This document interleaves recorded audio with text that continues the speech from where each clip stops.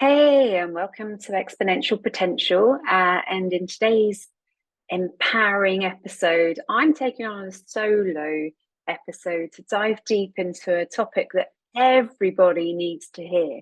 And it's around building your personal wealth portfolio. Now, of course, we're all focused on finance and money, and this month is all about money. But actually, when you think about wealth, this brings different assets to balance risk and reward. And your wealth portfolio is way beyond your financial portfolio. It's like, what do you do with those non-financial assets to create abundance? And so today we're talking about those different areas in your life that you can invest, whether that be invest your cash, invest your time, kind of invest your energy and enthusiasm. So we're going to be talking about those, such as resilience and relationships and self-confidence, and see how they can unlock long-term wealth and success. I'm going to be introducing this concept of asset classes, which is normally a financial term, but thinking about assets and how you can use those to elevate you professionally and personally. We're going to be diving into growth mindset and learning as a really high reward asset. It fuels your ability to take on challenges and expand your knowledge, and also to thrive in uncertainty, which is what we're all about here in Exponential Potential. We're going to look at resilience and emotional intelligence and understand that steady growth comes from within. So how can you build your emotional reserves? How can you navigate life with grace? And why would you want to do that? And then networking relationships. Now, this is a safe haven asset that ensures you're supported by meaningful connections and collaborations. And sometimes these can make or break your next steps. We look at time and energy management. So maximize your returns on kind of one of your most finite resources, which is your time, and look at what you're going to invest in, what matters most, and cutting out what drains your energy. And last of all, we are looking at compounding interest of non-financial assets, and that's your self-confidence and your personal branding. So how can you elevate your profile? How can you unlock new opportunities by investing in yourself, and how you present your strengths to the world? By the end of this episode, I promise you, you're going to have a fresh perspective on where to invest your time, energy, and focus to create lasting abundance. So are you ready to take action? I am going to challenge you, but I'm going to challenge you to really assess your own wealth portfolio, to redefine what wealth means to you. It's not just about the financials. And if you can learn how to master this wealth aspect, the financials will flow. And actually, doesn't matter if they flow in or out. It's really quite magical. But there are hugely powerful adjustments that you can make that will align with a life you truly want to lead. So stay tuned for this solo masterclass in abundance, where financial success meets the wealth of your inner assets. So let's get started. So hi, for those of you who don't know me, I'm Claire Ropeway, and I do a lot of work with a number of high-powered executives and those that are in middle management and growing, and really looking at how you can break through challenges, how you can bring yourself to the absolute fore. And one of the concepts that I've been playing at is around this sense of abundance and a sense of wealth. And whether or not you have a big pot of gold in the cash, or if you're struggling with cash, you will know about this concept of financial portfolios. Tony Robbins will talk about financial portfolios as a mix of investments, and how you need so much within the stock market, so much within crypto, so much within gold, so much in high return interest rates, kind of those types of accounts. And it's really quite clever. And it's just a way of organizing your finances in a way to maximize return. So I'm going to own that. And I'm going to encourage you guys to own that by thinking about some of the non-financial assets that you have in your life right now, irrespective of the finances that you have in place. But what can you leverage to maximize return? And for me, Return is a return on your energy, a return on your impact, a return on your finances, a return on your opportunities, on your ambition. It's so much more than the number of zeros after that pound sign. So let's dive on in. Now, here at Exponential Potential, we are so much about helping you guys to thrive in uncertain times. And we are in uncertain times. We will be for some time. And actually, I don't think we'll ever go back. And I don't think if we really thought about it, we ever weren't in uncertain times. But that's a whole other episode. But a lot of what we focus in on is this sense of a growth mindset. How can you develop and grow? How can you stretch yourself? How can you explore different arenas? How can you keep the momentum going within your life? And so the first segment here is this high risk, high reward growth mindset and learning. Now, within growth mindset, I also take into account continual learning. So you don't necessarily have to completely jack in everything that you're doing and learn a completely new skill. But it is about stepping outside your comfort zone. It is about admitting that you don't know it all and that there are things to learn. It's about taking risks in your career or personal development and embracing those challenges that stretch your capabilities. It can feel risky in some ways because it has an impact on who you are, and sometimes even skills development that is outside your norm pushes you to grow as a person. So this can be quite risky, but the rewards are exponential. So let me explain what I mean by that. I shared in the past that I thrived within a corporate environment and actually was able to take on a number of different promotions, different roles as a rapid riser. But it was because I always had this attitude of I'm keen to learn, I'm keen to grow, I'm keen to challenge myself intellectually. Within a corporate environment, that's quite straightforward. There's always learning opportunities that are available. You don't have to wait for your appraisal time every year to say, I want to do this, I want to do this. There is so much learning and development that is available at your hands. So have a look at what's on offer in your organisation and sign up and ask questions. If you're not in an organisation, just step over to YouTube. You would not believe the amount of free, democratized information that is available.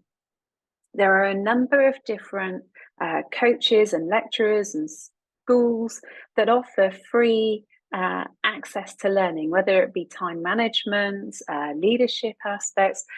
You'd be surprised at what's available. It doesn't always come with a certificate. But actually, it's the skills, it's the growth, it's the challenge, it's the question your assumptions that comes through.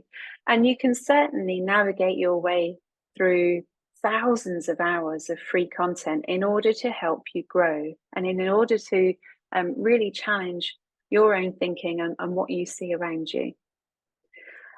Also, you can pick up these free courses from a lot of universities or quite easy to access courses that are around.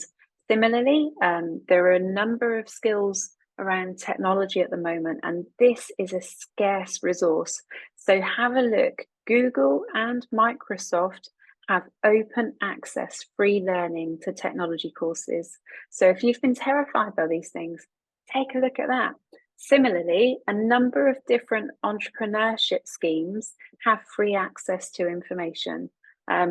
So within the UK, Enterprise Nation could be one, or look to your professional body to see what's around at the moment.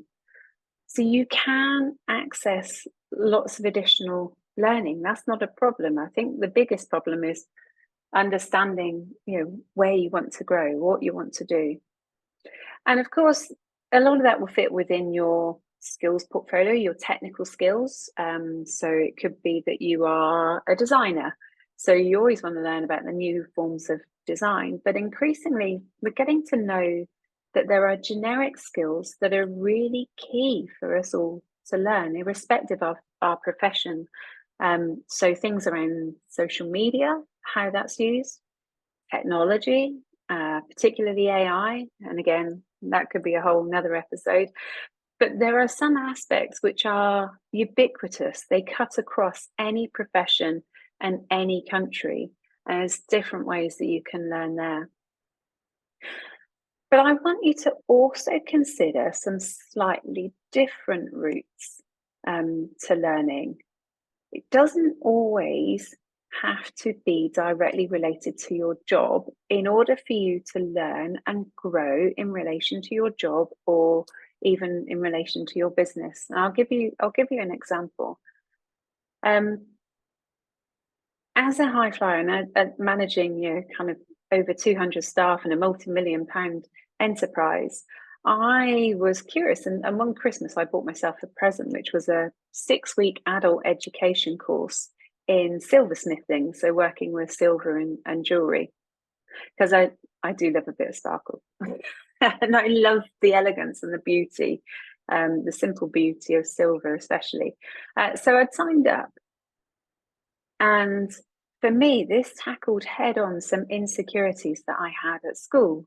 I ditched art as quickly as I could because I couldn't express myself through art. It was just really tricky. I got really poor grades, and just I cannot even draw a straight line, to be honest. It's just not how I'm wired. I can do spreadsheets, I can do talking to hundreds of people, but art in school form was always quite tricky. So it was quite a risk doing that, particularly when you're used to being a high performer. As I say, I can talk to ministers, I can talk to toddlers, I can talk to 400 people at once. But there's something really humbling about being a complete novice, about stripping back to that very essence of what it was to be a learner. Practically working with this bit of metal that was not bending to my will. So frustrating. And by week 2, week 3, I realized it was because I was a novice and needed to step back into the joy of being a novice. Very often, if we're high achieving and if we have a number of demands on our lives, that's nearly everybody in this audience. But if we have this drive to succeed, everybody depends on us. And because things move so fast, we have so much automatic thinking. So we just do what's best and we knock it out the park repeatedly because we are frigging awesome. But we don't actually think very much, and we don't challenge ourselves very much. So, if you are considering growth, why not consider growth in a different area? What have you been interested in that you perhaps have never tried? There's always art and design aspects that are going on in local universities or online groups. There's sport. Oh my goodness me, don't even get me near paddleboarding. It's like, my body's meant to do what on this paddleboard? But all of that, paddleboarding, for example, one of the things that they teach you in paddleboarding is to fall off straight away. And to paint the scene, kind of, we're in a harbour here in Plymouth, and I learned paddleboarding, and then you learn to fall off, and then you kind of clamber back on the paddleboard. And all I can say is I must have looked like a demented seal. It was like clambering over the board, trying to flop onto the board to keep it buoyant for me to get back on. And number one, you realise that you're not a natural genius at everything. Number two, you realise that you're not as graceful on a paddleboard as you are on a stage. Number three, you learn it's okay to laugh at yourself and to fall over and actually to pick yourself up again. So sometimes these tangential courses can actually teach you more about being a human and being a leader. So being able to embrace this, I'm going to make mistakes. I'm going to fall over. I'm going to fall off. I'm going to look a numpty. I'm going to get really cross. That process of stripping back to novice and building back up again is hugely empowering. So I would encourage you to, ask yourself, what's one area in your life where you can, take a bit of a calculated risk? Is it around a more work-based piece of skill development or training? Could you take on a project that perhaps scares you and excites you to see where it goes? Could you put yourself in that position of giving yourself permission to be a novice, to approach this differently, to make mistakes, to experiment in a way that you don't normally do within your professional work? And what you'll find is that this kind of investment truly does lead to long-term success. So I'm going to bring through a different aspect now in terms of skills, just to bring it home to you guys how important this is. And just as in the financial world, we have inflation and savings rates and the cost of stagnation. So we all know that the cost of living is rising.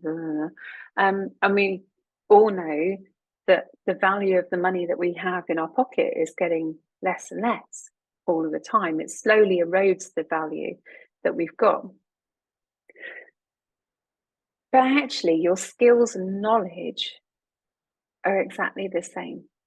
They lose value if you're not constantly updating them, if you're not constantly learning. And sometimes that's as simple as going back to first principles and re-examining how you would apply those.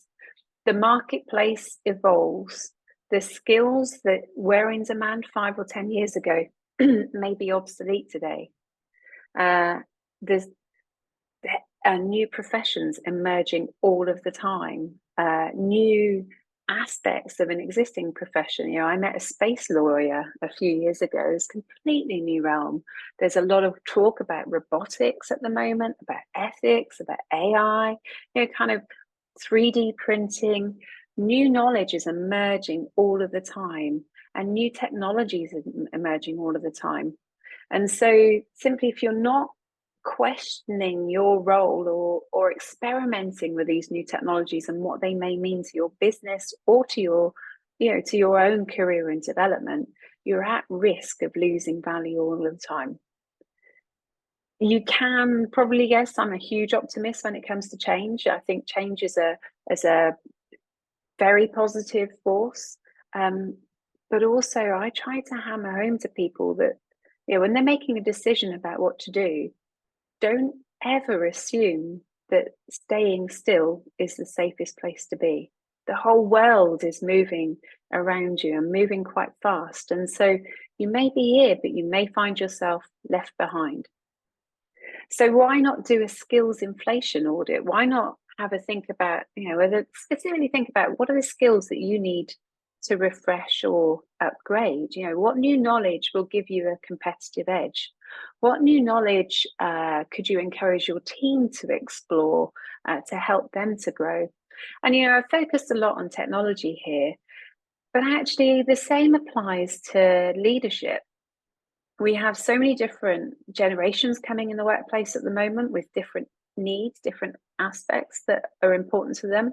We have different personal identities and gender identities. So do you know how to fit well with everybody that you're working with right now?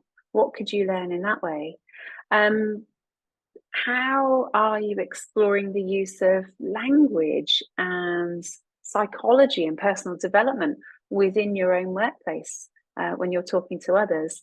And from a strategy perspective, when I teach strategy, we're talking very much around, it's not just about efficiency and profit straight away. There's also a lot of a shift towards a collaboration and working in an ecosystem environment. So, what is going on around you and how can you learn? How can you learn more? So skills and knowledge are phenomenally important. They are high risk in that they really attack your accepted way of being, your norms, in a positive way that disrupts that, probably a better word to use. And they're vital to stay up to date so that you aren't left behind. The next area is really around steady growth. So let's think about this as the rainy day bank account that's 0.5% APR, or is just tucked away in a pot, a piggy bank. That's probably the best way. So this would be around your resilience and emotional intelligence. It really is the foundation of your personal wealth portfolio. They're slow and steady, like government bonds or piggybacks. They don't provide massive long-term value, but actually they help you to bounce back from setbacks. They help you to bounce back when you're facing challenges or when you need to summon the courage to move forward. And for many women, emotional intelligence is, it's something that we can excel in, but we don't often apply from an objective stance. We're very often within our emotions and listening to our emotions. But how do you develop skills? How do you build time for reflection on where you are? We've often talked about your perfect life, and you'll be able to find links in any of our show notes to this as a resource. But how often have you stepped back and reflected on when you faced a major challenge in the past, when you faced negativity, whether even if it's bullying at school or a relationship breakup or kind of body hang-ups, what did you do? What did you learn? How did you respond? How did you move forward? And how did that strengthen you as a person? And when you realize that as an individual, you've been able to overcome and grow repeatedly, when you realize that you have that within your bank of super skills, you kind of realize that you can cope with anything in whichever domain it is, and that you've got so much more going than you even give yourself credit for. And that's absolutely key. When you're faced with anxiety, when you're, sometimes if you're in a place in a downward spiral, you lose context, you lose perception of your own value in the world. And so these kind of activities can really help you to realize that you have a number of resources and assets in place, and can move forward. So the next area, we've covered that high risk, high return. We've covered the safe piggy bank of resilience and emotional intelligence. The next area is quite curious, actually, and it's around your network and relationships. So this is a safe haven. This is like investing in gold. It's always valuable, especially during tough times when there's a lot of volatility around. Your network can provide opportunities. It can provide support and collaboration that wouldn't be possible on your own. So if you're in an organization, for example, having a mentor, having an ally that you can work with, say, what do I do next? I'm a bit stuck here, or I'm looking for the next opportunity. Where could it come from? Let's problem solve together. So within an organization, it can really help. Within a business environment, finding different bits of learning from different parts of the world or different organizations, different industries are really key. And then in a strategy perspective, I talk about this concept of blue ocean. Encourage you to look it up. And this is this concept that there's always abundance, there's always more that is available than you realize. Sometimes connecting with other people and brainstorming together can demonstrate how much more there is. And when you have more on the table, you feel like you have more options. You feel like there are steps that you can take. It kind of takes out some of the sting of failure because you can prioritize where you'll go next. And sometimes your network can help you to learn and to grow. Very often people mistake networking for a transactional relationship. And it's like, well, I'm going to sell photocopiers today. Should pick up a different person than that. I don't hate photocopier sales people, but very often you do find them at networking events selling photocopiers. It's not necessarily about that individual transaction. It's about a meaningful relationship. It's about recognizing somebody, being interested in that world, being curious about who they are. And I cannot emphasize enough how important these relationships and these networks can be. For me, it's helped me to grow tremendously, and it introduced me to speaking opportunities in former roles, kind of at a national level, at an international level as well. It's helped me to influence, get involved in some really amazing projects, like influencing national strategy in primary care and health services, for example. It's made me excited and helped me to learn about AI, probably about 7 years ago, really understanding where AI could go, how it could work within healthcare, asking new questions. But even now, it's brought aspects like trips to different places. Later this week, I'm off to Istanbul at an awards ceremony, which is fully funded. But that's come through investment in a network. It's come through from me giving first, but actually you get so much in return. For many people as well, if they're going through a change in contract or a change in role, looking for the next step, they'll look out to their network. And I won't bore you all with the theory of networks, although I did do a dissertation for my MBA on networks.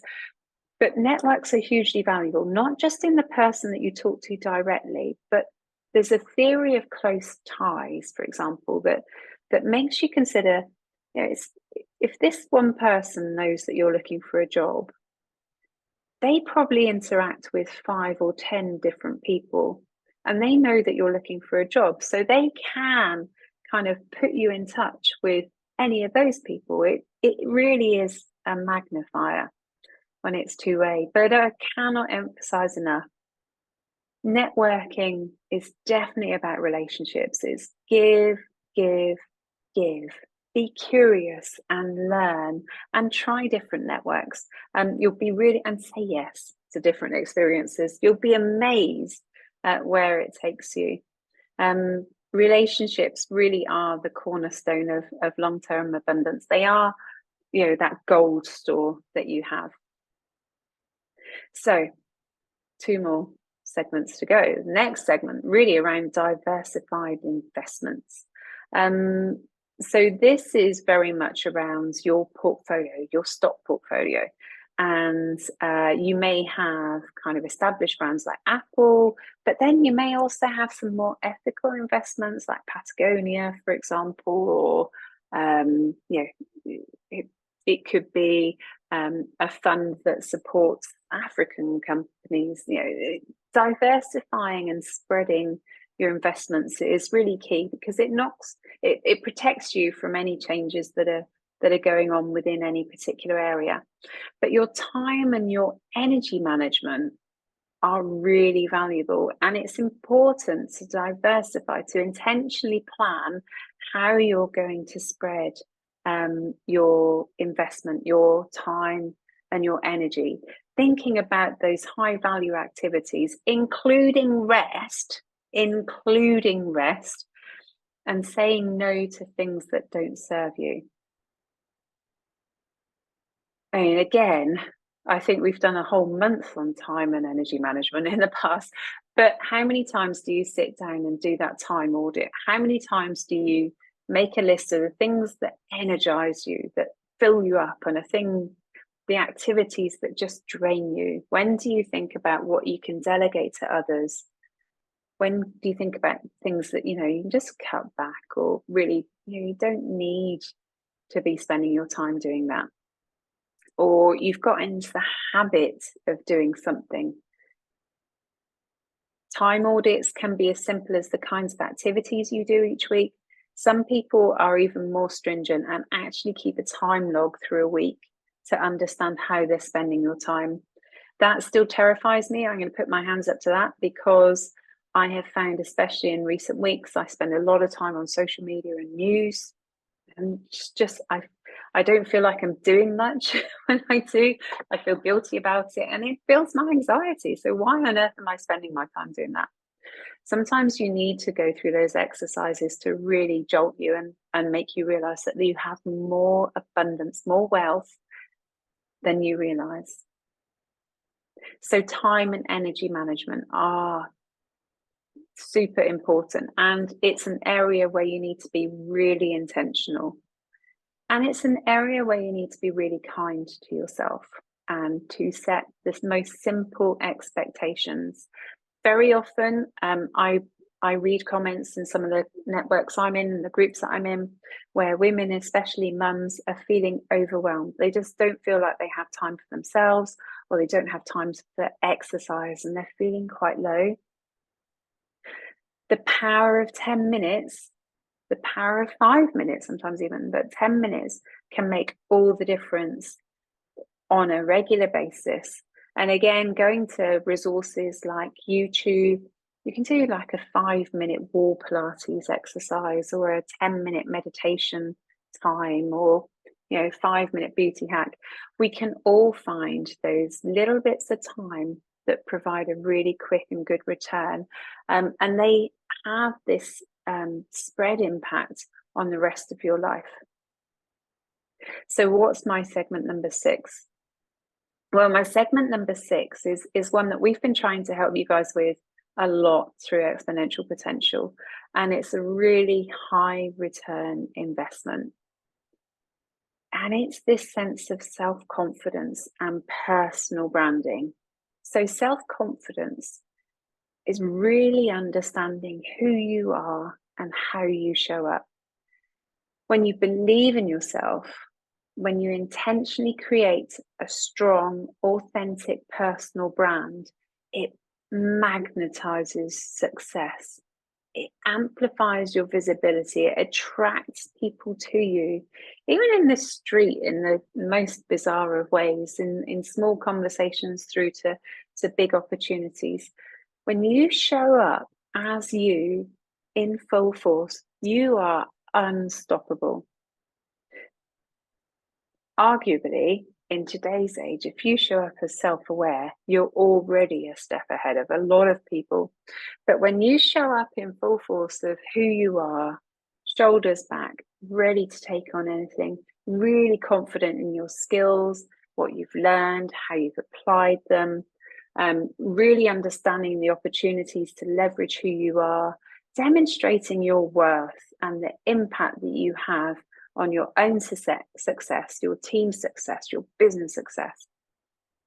Not in an arrogant way, but you know what, in a vocal way.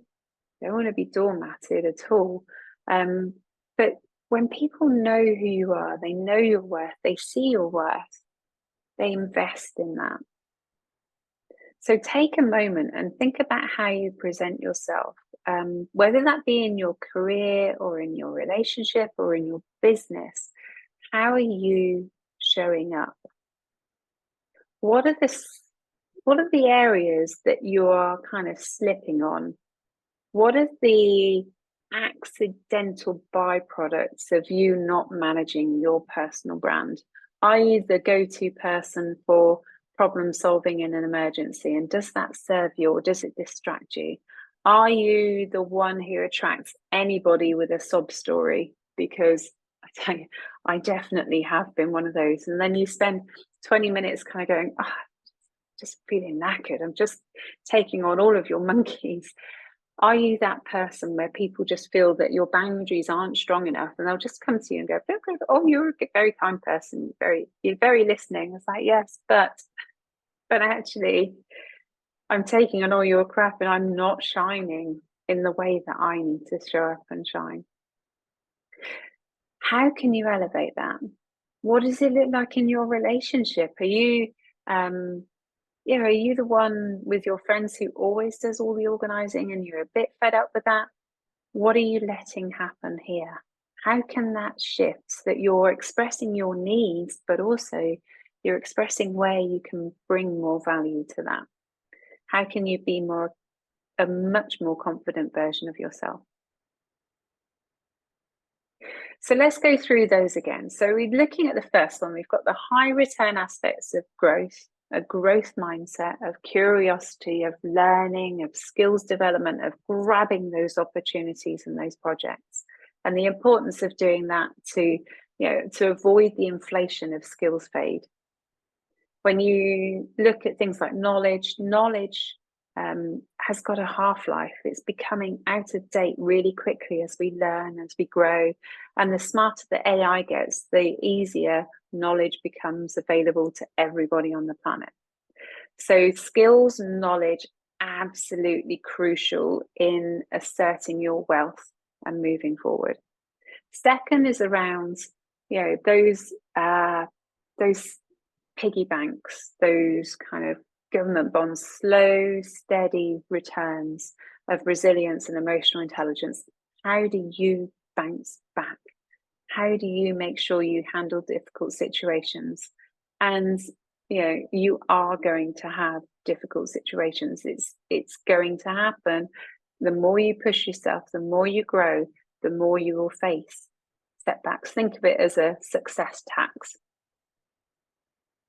But having the tenacity and the wherewithal to go, you know what, I'm going to have haters, but it's okay. I'm going to move forward. There'll be problems when we go to market. But you know what? We're going to learn from that. We are going to grow from that, because it's not going to be perfect first time. The resilience and emotional intelligence that you invest now in times of calm are going to come back plentyfold in the future. Your network and your relationships, oh my goodness me, they are like gold. They're always valuable. You can always create new value on the back of a network. You can give other people value through investing in networks. They are one of the easiest ways to break out, and particularly for women, there are a number of different women in ... groups that are available. There are a number of different organizations like Albright or Wentors, or so many that are at your fingertips, where there are like-minded, ambitious people who want to grow. So develop those networks. Next area is around intentionality and spread betting, and it's your time and energy management. Time is one of your most valuable assets. Attention is definitely one of the most valuable assets and is finite. So what are you going to do to make sure you get as much value as you can from that? What are you going to do when it comes to rest time to make sure you actually are resting and you're not doing high anxiety creating activities like social media and news? What can you alter? And then the next one around self-confidence and personal branding. How can you connect to your core and show up as your authentic self? Because you are powerful. All of these fit together in a portfolio, a wealth portfolio. And just like a well-balanced financial portfolio, you really want to think about and invest in multiple areas to give yourself the best possible returns. Success will come from leveraging all of your strengths, developing those, growing those, celebrating those. Those are at your fingertips. And hopefully throughout today's episode, you've seen that you do not have to have financial wealth to access any of these aspects. If you're struggling to find a mentor, reach out. If you're struggling to, you kind of think, I haven't got 20,000 to invest in a mentor, go and research people on social media. Go to the library and get a book to learn how Jeff Bezos does commercial strategy. You have so much at your fingertips. I really do encourage you to step back and assess your current wealth portfolio. Which areas are you already strong in? Where do you need to invest more? What's the small action you can take this week to rebalance? The key to lasting and sustainable abundance is balance. So invest in yourself today and watch your wealth, both personal and professional, grow exponentially. It's been an absolute delight with a solo episode, and I hope you've got so many little tidbits that you can take away. It's an absolute joy to share these, and I do so with an open heart. And if you've loved these, please do share them. If you've got questions about but put them into the comments. We get around to as many of those as we can, and we answer them. And if there's areas that you want us to explore in more detail in future episodes, again, let us know. We're really happy to do that. We are here to serve you guys. So for today, from Exponential Potential and from me, Claire Oatway, I am happy to serve you. I wish you well. I wish you balance and wealth and prosperity in the future. Bye-bye.